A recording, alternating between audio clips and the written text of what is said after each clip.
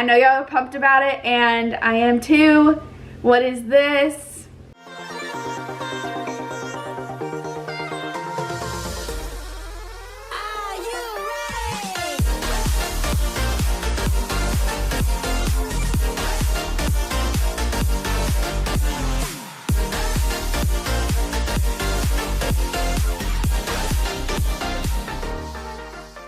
Hey, what's up you guys? Welcome back to our channel. My name's Kenzie and I'm one half of the sister duo over here. I am so excited to be back. I don't know if you can tell the difference in my voice. I definitely can hear it and it's still a little bit sore, but I popped a couple Advil because I really want to get this video out for you guys. It's been the most requested. Last week I posted a picture of my digital classroom and everyone lost their minds over it. I even posted it on my Facebook and I had like 50 comments asking for a video, and so that is what today is about. My original plan was to film my whole first day of school situation, and I'm actually filming that in a couple of days, so that will be going up shortly after this. But I do know that a lot of teachers are going to be digital this year, potentially myself included. I still don't really have an answer to that. Before we get too far into the video, I do want to say that you will be receiving a free resource at the end of this.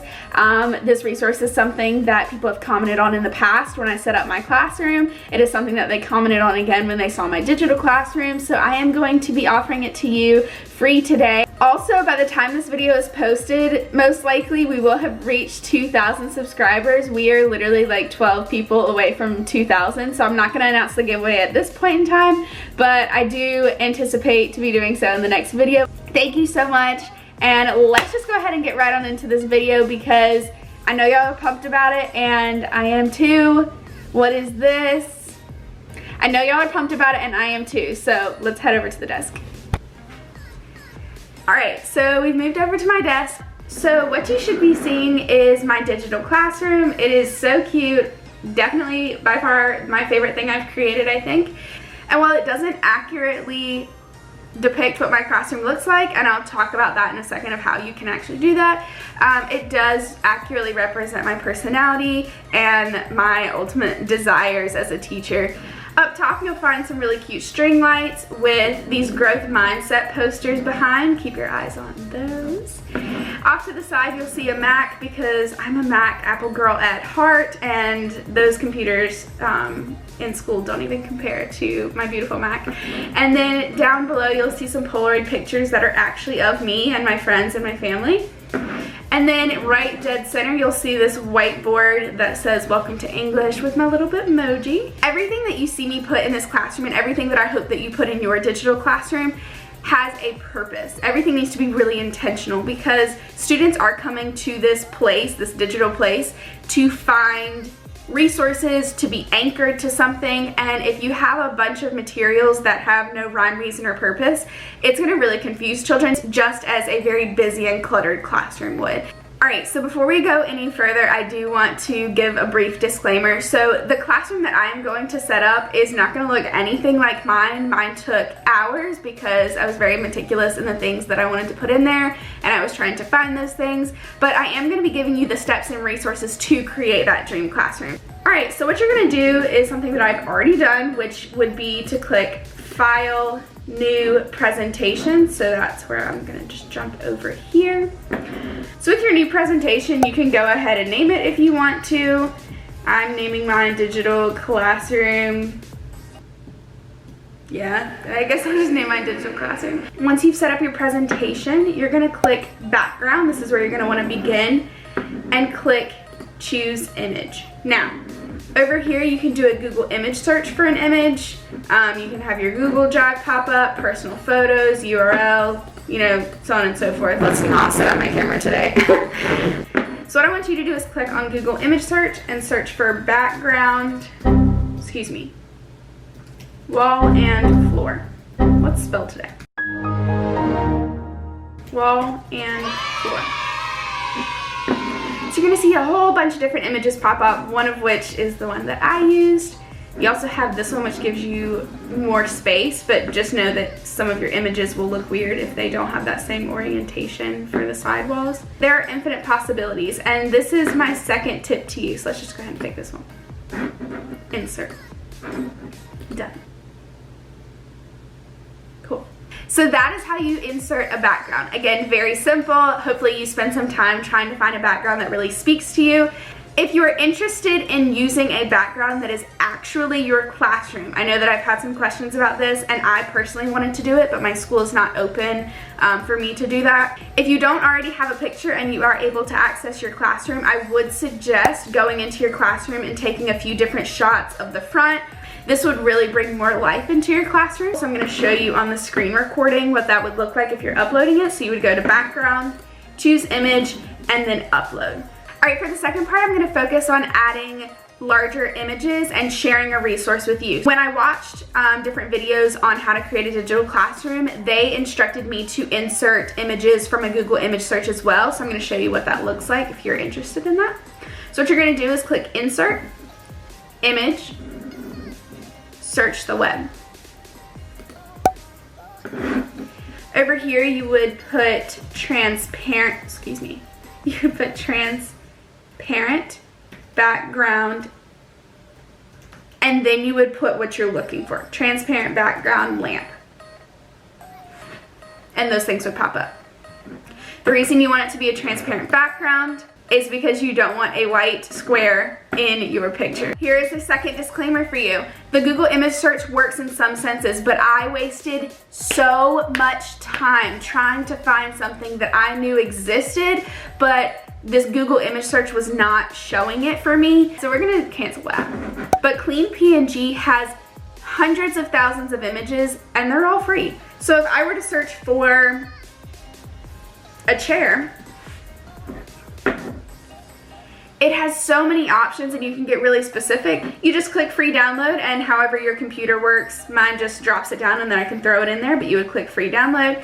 Once you click on it, it shows up in your files.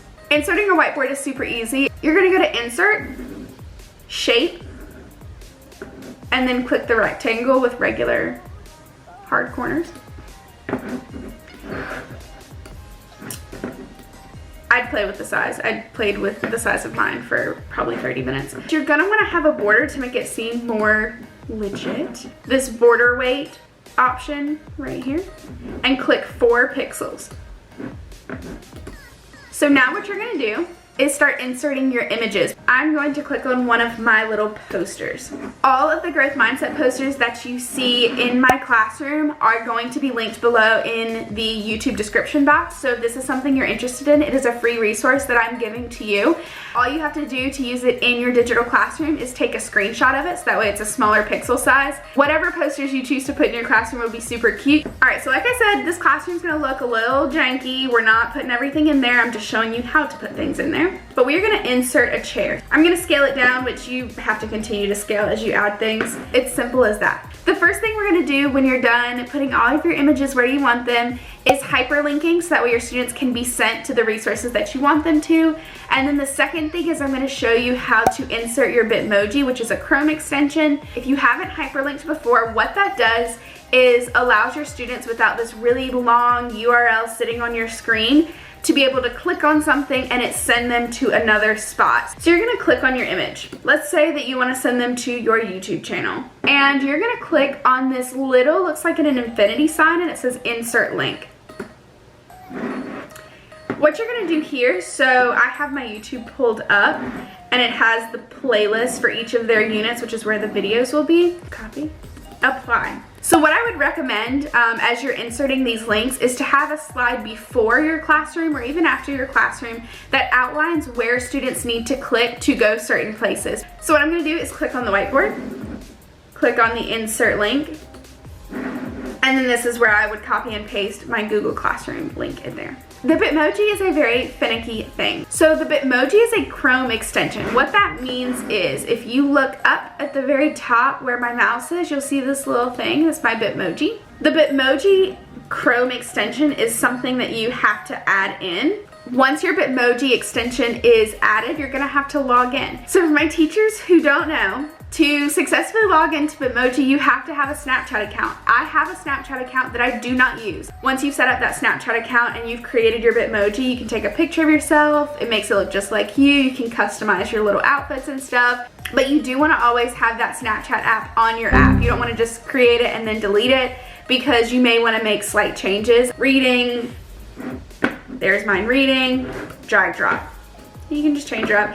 But I hope that this answers your questions about a Bitmoji. So there are multiple steps to even get the Bitmoji on the page, but once it's on there, just like with everything else, there are a number of possibilities for what you can do with that Bitmoji. Okay, so I know I threw a lot of information at you in this video, but I wanted to throw a couple more things in there if you had your eye on certain elements in my classroom. So what I'll be doing is clicking on each of these posters soon and adding in different, again, applications and resources that they can go to. So with the Mac, I'll be sending students to a daily agenda, which has what needs to be done, what is due, all of their action items, so on and so forth. I do give students the whole unit, and I tell them that certain things are subject to change. I get so many questions about my fonts. I do not buy fonts. I don't like add fonts into my Google Drive or anything like that. All I do is create an image on Canva and then make sure that the image matches the background. You can simply add a text box like that if you're not a font snob like me. So I hope that this video answered any questions that you may have about a Google Classroom. If you have any additional questions, do not hesitate to reach out to me. Thank you guys for your support. Please make sure that you give this video a big thumbs up. Comment below your favorite part or what you're looking forward to creating in your own digital classroom. And don't forget to subscribe. We are so close, and maybe by the time this video is up, we're already at 2,000 subscribers. I can't wait to announce the giveaway, and I will see you all very soon. Stay tuned for that first day of school, because I'm going to show you both in-person first day and some potential twists for digital learning on the first day. So y'all have a great day. I love you so much. Until next time, bye!